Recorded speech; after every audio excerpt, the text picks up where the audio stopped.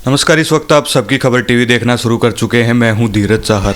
इस वक्त मैं गुड्डा गांव में मौजूद हूं और मेरे साथ यूथ आर्मी के संचालक कह लीजिए कि प्रदेश अध्यक्ष कह लीजिए यमन गुड्डा हमारे साथ मौजूद हैं। यूथ हैं तो यूथ को लेकर के हमारे बहुत से सवाल हैं, चाहे बेरोज़गारी को लेकर हो। 2 दिन पहले सीईटी का पेपर भी हुआ जिसमें जो बेरोज़गार थे उन्होंने बहुत सारे बच्चों ने जो है पेपर दिया। सरकार का दावा था कि 100 किलोमीटर के दायरे में जो है उनके एग्ज़ाम सेंटर दिए जाएंगे, लेकिन जो बच्चे हैं 200, 300 किलोमीटर तक पेपर देने के लिए गए। और भी 1-2 मुद्दे हैं, उनसे हम लेकर के चर्चा करेंगे और 1-2 सवाल हैं जो उनसे पूछेंगे। तो सबसे पहले यमन, स्वागत है। सभी को, आपके दर्शकों को मेरा नमस्कार और आप सभी का धन्यवाद कि आप सब मेरा इतना साथ देते हैं। भाई, बेरोज़गारी तो मुद्दा ही सबसे हरियाणा में, पूरे देश में हरियाणा सबसे आगे है बेरोज़गारी में। और हरियाणा की सरकार, जब से बीजेपी सरकार हरियाणा में आई है, खट्टर सरकार है, इसने तो सबसे ज़्यादा हरियाणा के युवाओं को रोड पे लाके खड़ा कर दिया। सीईटी के पेपर की बात करें, फ्री तो कर दिया भाई, आधे बच्चे तो वहाँ तक जा ही नहीं पाए। 200 किलोमीटर तक सेंटर, लड़कियों तो कम से कम 2, चलो लड़के तो भाई एडजस्ट करके पहले दिन इधर उधर चले जाते हैं, लड़कियों का भी 200 किलोमीटर तक दिया इन्होंने। और सबसे बड़ी बात तो हरियाणा में 1,81,000 वैकेंसी खाली पड़ी हैं और हरियाणा फिर भी बेरोज़गारी में सबसे पीछे, सबसे आगे बेरोज़गारी में हरियाणा है। और 1,81,000 वैकेंसी खाली है, फिर भी हरियाणा में भर्तियाँ क्यों नहीं हो रही? 7,000 पद खाली करवा दिए गए। पीटीआई को हटा रहे हैं, कभी टीचरों को हटा रहे हैं। भाई, हरियाणा सरकार चाहती क्या है? सीधी बात तो ये है, हरियाणा सरकार चाहती क्या है? हरियाणा सरकार से आपके चैनल के थ्रू हम ये बताना चाहते हैं, पहले तो ज्ञापन सौंपा था, अब फिर से एक बार ज्ञापन देंगे, एक वार्निंग या वार्निंग लेटर समझे हरियाणा सरकार। अगर फिर नहीं हुआ तो सीएम आवास के बाहर धरना होगा और जल्दी ही होगा। तबीयत खराब चल रही है काफ़ी दिन से, इसलिए थोड़ा सा उसको टाल दिया गया, लेकिन दिसंबर या जनवरी के फर्स्ट में हम सीएम आवास के बाहर धरना देंगे इस चीज़ के लिए। यमन, आप यूथ आर्मी चला रहे हैं, आप बतौर एक युवा भी आप देखते होंगे, लोगों से मिलते भी होंगे। जो हरियाणा का अगर या देश का यूथ की बात करें तो देश जो है यूथ के नाम से जाना जाता है, सबसे ज़्यादा यूथ पूरी दुनिया में है, भारत में है। लेकिन बेरोज़गारी का ये आलम है कि यूथ जो है नशे की तरफ ज़्यादा जा रहा है, सुसाइड भी कई जगह कर रहे हैं, अग्निवीर का भी पूरे देश में विरोध हुआ। तो यूथ को एक वोट बैंक तो पूरी जो सभी राजनीतिक पार्टियां मानती हैं, लेकिन यूथ के जो खिलाफ जो है हमेशा काम करती हैं जो सभी राजनीतिक पार्टियां, उसके जो फेवर में कोई भी योजना नहीं, जो कंक्रीट काम उसके यूथ के फेवर में नहीं कर पाती हैं। तो इसको लेकर के यमन गुड्डा कैसे देखते हैं? भाई, जैसे महापुरुष थे, उन्होंने कहा था जब युवा बदलता है तो देश बदलता है। इन सरकारों ने ये तो सोच लिया कि युवाओं को बदलो, लेकिन युवाओं के लिए कुछ करो भी तो। युवाओं को बदल तो रहे हैं, युवाओं को अपना वोट बैंक तो समझ रहे हैं, युवाओं को अपनी पार्टियों में तो ले रहे हैं, लेकिन युवाओं के लिए ना तो कोई भर्ती आ रही है, ना तो कोई उनके लिए योजना आ रही है। अगर कोई योजना आ भी रही है, चाहे अग्निपथ हो या कोई और योजना हो, भाई किसानों के लिए योजना आई, किसानों को पसंद नहीं आई। युवाओं के लिए कोई योजना आती है, युवाओं को पसंद नहीं आती। व्यापारियों के लिए कोई योजना आती है, व्यापारियों को पसंद नहीं आती। तो सरकार ऐसी योजनाओं को निकाली क्यों रही है? जब जो योजना आपके लिए है, मीडिया के लिए कोई योजना निकाल दी, वो मीडिया को पसंद नहीं आई, तो वो उस योजना को बंद कर देना चाहिए। मेरा मानना तो ये है। मेरा एक और सवाल है, SC/ST एक्ट को लेकर के आजकल काफ़ी जो है माहौल हरियाणा में तनातनी पर है। SC एक्ट की मैं अगर बता दूं तो 1989 में संसद के द्वारा पारित किया गया था, जिसमें कि जो शेड्यूल्ड कास्ट है और जनजाति जो हैं उनमें अगर कोई उनके ऊपर अत्याचार करता है तो वो SC/ST एक्ट के दायरे में आता है और उनके SC/ST एक्ट के तहत वो हैं जो कानूनी सहायता जो है प्राप्त कर सकते हैं। लेकिन पिछले कुछ दिनों से हम देख रहे हैं कि हरियाणा में इसका नाजायज़ प्रयोग भी हरियाणा में किया जा रहा है।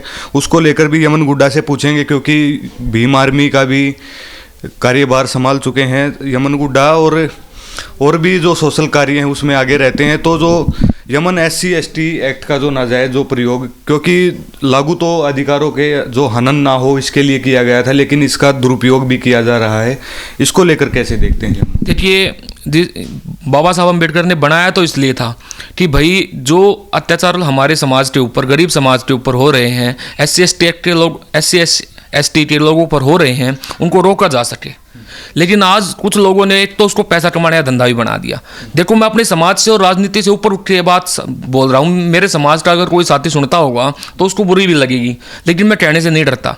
कुछ लोग पैसा कमाने के लिए भी SC/ST एक्ट लगवा देते, बाद में फैसला कर लेते हैं। उनकी वजह से ये एक्ट जो है वो कमज़ोर हो गया है। सरकार ने भी इसको कमज़ोर समझ लिया है और पुलिस प्रशासन जल्दी से इस पर कार्रवाई नहीं करता। ये कमी पुलिस प्रशासन की या सरकार की नहीं है, ये कमी हमारे समाज के लोगों की भी है कि उन्होंने उस एक्ट का गलत यूज़ भी किया है। क्योंकि पिछले मैंने ये बात इसलिए की क्योंकि पिछले के कुछ दिन पहले जो है नवीन जयंत के ऊपर भी जो है SC/ST एक्ट लगवा दिया गया और ऐसी कोई स्टेटमेंट उसने एक एक्शन के जो है दरवाजे के बाहर ताला लगा दिया था, तो उसको लेकर भी काफ़ी चर्चाएं हैं, तो उसको लेकर के कैसे देखिए, नवीन जयंत की अगर बात करूं भाई, मैं थोड़े पिछले दिन काफ़ी दिन से एक्टिव नहीं हूं। अगर उस बंदे ने एक्शन के खिलाफ कोई गलत टिप्पणी दी है, क्योंकि एक्शन एक बहुत बड़े लेवल का अफसर हो जाता है, टिप्पणी दी है, समाज के खिलाफ कोई गाली गलौज किया है या कोई ऐसा काम किया है जिससे SC/ST एक्ट लगे, अगर सिर्फ एक ऑफिसर के दरवाजे को ताला लगाना, वो तो मैं भी लगाता हूँ, मेरे खिलाफ भी करवाओ भाई। मैंने भी काफ़ी बार SP ऑफिस को भी ताला लगाया है, सेक्रेटरीट को भी ताला लगाया है, MDO के गेट को भी ताला, MDO तो सारे गेट बंद कर दिए थे। अगर उससे SC/ST एक्ट दर्ज हुआ है तो वो गलत है। अगर उन्होंने नवीन जयंत ने कोई गलत टिप्पणी की है तो मैं समाज के साथ हूँ, आंदोलन भी करेंगे, अंदर भी करवा देंगे भाई, मान लिया। लेकिन अगर कोई उसने गलत टिप्पणी नहीं की समाज के खिलाफ या एक्शन के खिलाफ, एक्शन को अफसर को गलत बोलना, अगर वो गलत कर रहा है तो बोल सकते हैं, लेकिन अगर उसके खिलाफ कोई ऐसी टिप्पणी नहीं की तो वो गलत है। अगर नवीन जयंत, अगर देखा जाए तो भाई नवीन जयंत अच्छे कार्य भी किए। सिंहपुरा गांव में 17 घर फूटने वाले थे, मैं खुद वहां पर पहुंचा था। अकेला एक नवीन जयंत ऐसा नेता था, उसको नेता भी तो बोल नहीं सकते, सोशल एक्टिविस्ट है भी, तो बाद में किसी पार्टी में जाए, MLA बने, MP बने, वो बाद की बात है। राजनीति से ऊपर उठ के कोई बात करता हूँ भाई, नवीन जयंत ने समाज के लिए बहुत कार्य भी किए हैं। 17 घर वहाँ पर 16 या 17 घर थे जो SC समाज के थे। अगर वो आज घर बचे हुए हैं तो या तो वो सिर्फ मैं वहाँ पर गया, मैं भी नवीन जयंत की लाइव देखकर वहाँ पर गया, और मैं भी वहाँ पर गया तभी तक वहाँ पर एक भी नेता नहीं था। वहाँ जाके नेताओं को गाली दी, वहाँ जाके नेताओं को कोसा मैंने, जब जाके वहाँ पर आए और 2-2 मिनट के अपने भाषण दिए और वापस चले गए। चाहे SC समाज का कोई भी नेता हो भाई, SC समाज के नेता और SC समाज के जो लीडर बने फिरते हैं वो सिर्फ एक्ट दर्ज करवाने के लिए है क्या भाई? समाज की लड़ाई को भी लड़ो। अगर वो 16 घर फूट जाते, कितने लोगों के सिर से छत चली जाती। दिवाली का टाइम तब मन की तो ऐसी दिवाली बन जाती, वो जैसी भी चल जाती। तो नवीन जयंत उनको लेकर दुष्यंत चौटाला के पास भी गया भाई, किसी भी तरीके से उसने श्याम नाम दंड भेद जो भी अपनाया वो घर बचवाए, हमने उनका साथ भी दिया।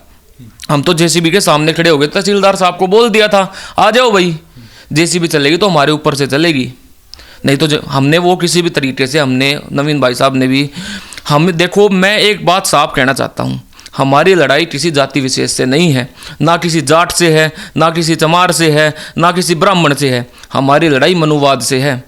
जो लोग मनुवादी सोच रखते हैं, जो लोग समाज के ऊपर अत्याचार करना चाहते हैं, जो लोग ये सोचते हैं कि ये नीच हैं, ये दलित हैं, भाई आज दलित नहीं है। इस देश में संविधान है, लोकतंत्र है, सब बराबर हैं। चाहे वो ब्राह्मण हो, चाहे वो SC हो, चाहे वो बैकवर्ड हो, तो सबको बराबर रख के चलो। नवीन जयंत ने भाई यहाँ जज्जर में आके 2 लाख रुपए भी दिए थे, SC समाज था वो। नवीन जयंत ने वहाँ पुलिस हिरासत में जुलाना में कांड हुआ, वहाँ पर सबसे पहले नवीन जयंत पहुंचा। तो भाई उसकी अच्छाई भी देखो, थोड़ा राजनीति से ऊपर उठो। मैं समाज के लोगों को यही कहना चाहता हूँ, राजनीति से ऊपर उठ के थोड़ा बात करो। जिन लोगों ने एक्ट दर्ज करवाया है, जिन लोगों ने अपनी राजनीति रोटी सेकी है, अगर भाई गलत किया है तो मैं उनके साथ हूँ, और नवीन जयंत ने गलत नहीं किया तो मैं नवीन जयंत के भी साथ हूँ। अगर समाज ये सोचता है कि मैं नवीन जयंत के साथ खड़ा हूँ या मैंने कुछ उससे फ़ायदा लेना है, कुछ नहीं लेना भाई, ना तो समाज से लेना ना उससे लेना, लेकिन राजनीति से ऊपर उठ के बात करेंगे। ब्राह्मण होना गलती नहीं है, वो ब्राह्मण है इसलिए उसका खिलाफत मत करो। ना तो आज तक उस बंदे ने कोई ऐसी टिप्पणी की है वामन मेश्राम के खिलाफ की, उसके भी वो राजनीतिक लेवल की बातें हो गई, वो बड़े लेवल की राजनीति है, लेकिन यहाँ पर ऐसा नहीं चलेगा। ऐसे लोगों को क्या संदेश यमन गुड्डा देना चाहेंगे? क्योंकि जब मिस यूज एक एक्ट का होता है, क्योंकि वो एक अधिकारों के हनन को रोकने के लिए बनाया गया था, लेकिन अब जो है मिसयूज़ भी लोग कर रहे हैं, उसमें सस्ती लोकप्रियता कह लीजिए या और भी कुछ कई कारण हो सकते हैं, व्यक्तिगत द्वेष भावना भी हो सकती है। तो ऐसे लोगों को यमन गुड्डा क्या मैसेज देना चाहेंगे क्योंकि ऐसी चीज़ों में जो कई बार ऐसा हो जाता है कि जो एक्चुअल में जहाँ पर दर्ज होना चाहिए, जो लोग इसके जो जिन लोगों के खिलाफ FIR होनी चाहिए वो रह जाते हैं, लेकिन द्वेष भावना के कारण या सस्ती लोकप्रियता के कारण झूठे मुकदमे दर्ज करवा दिए जाते हैं। तो इसको लेकर उन लोगों को यमन गुड्डा क्या मैसेज देना चाहेंगे? देखिए, एक बात मैं आपको ये बताना चाहता हूँ, ज़रूरत तो आज भी है, लेकिन है गरीब समाज को, क्योंकि यहाँ पर नहीं होता। राजस्थान चले जाओ, यूपी चले जाओ, वहाँ पर जो जाति के बड़े जाति के लोग रहते हैं वो उनके ऊपर अत्याचार करते हैं, लेकिन हरियाणा में ये चीज़ बहुत कम देखने को मिलती है। क्योंकि कुछ समाज है, मैं नाम लेना नहीं चाहता, कुछ समाज है ऐसे अभी भी, जो जैसे राजस्थान में घोड़ी पर नहीं बैठने देते भाई, पानी पीने पे जैसे मटके से पानी पीने पर मार दिया गया था। तो वहाँ पर ज़रूरत है, लेकिन इसका गलत यूज़ नहीं करना चाहिए। और एक बात और कहना चाहता हूँ, ये राजनीतिक लेवल की बात करता हूँ। जैसे दीपेंद्र हुड्डा है, MP है, दीपेंद्र हुड्डा भाई, हाथरस में कांड हुआ था, आपको पता होगा, बहुत हाईलाइट कांड था। वहाँ पर दीपेंद्र हुड्डा ने बहुत इंटरेस्ट लिया, राहुल गांधी के साथ गए भी, काफ़ी बार वहाँ पर लाइव भी की उन्होंने, प्रेस कॉन्फ्रेंस भी की, वहाँ पर कई बार गए भी। भाई राजस्थान में क्यों नहीं गए? वो भी बहुत हाईलाइट कांड था, राजनीति तो वहाँ पर भी कर सकते थे। ये दीपेंद्र हुड्डा से सीधा सवाल है, क्योंकि मेरा मानना है, आपके चैनल को जरूर देखते होंगे, तो उनसे सीधा सवाल, आप वहाँ पर क्यों नहीं गए? कोई भी ऐसी नेता भी, भाई जब आप हाथरस जा सकते हो, बीजेपी की सरकार है, वो इसलिए नहीं गए, मैं आपको बता भी देता हूँ, क्योंकि वहाँ पर उनकी सरकार है। ये सब राजनीतिक चीज़ें हैं। तो एक्ट की ज़रूरत तो है, लेकिन जो मिसयूज़ कर रहे हैं, जो सिर्फ मैंने खुद देखा है, उस एक्ट के लिए जहाँ पर ज़रूरत थी मैंने लड़ाई लड़ी, बहुत सालों से मैं देखता आ रहा हूँ, मैंने लड़ाई लड़ी। वो लोग तो, मैं अंदर चला जाता हूँ, मेरे ऊपर मुकदमा दर्ज हो जाता है, और वो लोग पीछे से अपने 5-10 लाख रुपए लेकर फैसला कर लेते हैं। तो ये मिसयूज़ भी हो रहा है। चलिए, बात करने के लिए आपका बहुत बहुत धन्यवाद। चलिए, ये यमन गुड्डा थे। 1-2 मुद्दों पर हमने बातचीत की, बेबागी से अपना विचार रखा। और SC ST एक्ट संसद में जब पारित हुआ तो ये इसलिए पारित हुआ था कि जो शेड्यूल्ड कास्ट है या जनजाति जो हैं, उनको जो है अधिकारों का हनन न हो सके। लेकिन आजकल जो है इसका मिसयूज भी होना जो है शुरू हो गया है, क्योंकि एक सिक्के के भी 2 पहलू होते हैं। हर कोई एक पॉजिटिव भी लेता है इसको, कोई नेगेटिव भी लेता है। कई बार अपनी द्वेष भावना और सस्ती लोकप्रियता के चलते भी कई बार इस तरह के कानूनों का जो है मिसयूज भी होता है। तो ऐसे में लोगों को जागरूक होना पड़ेगा इन मुद्दों को लेकर, और ये देखना होगा कि अगर गलती है तो वाकई में आप इस एक्ट का प्रयोग कीजिए, अपने अधिकारों की लड़ाई लड़िए।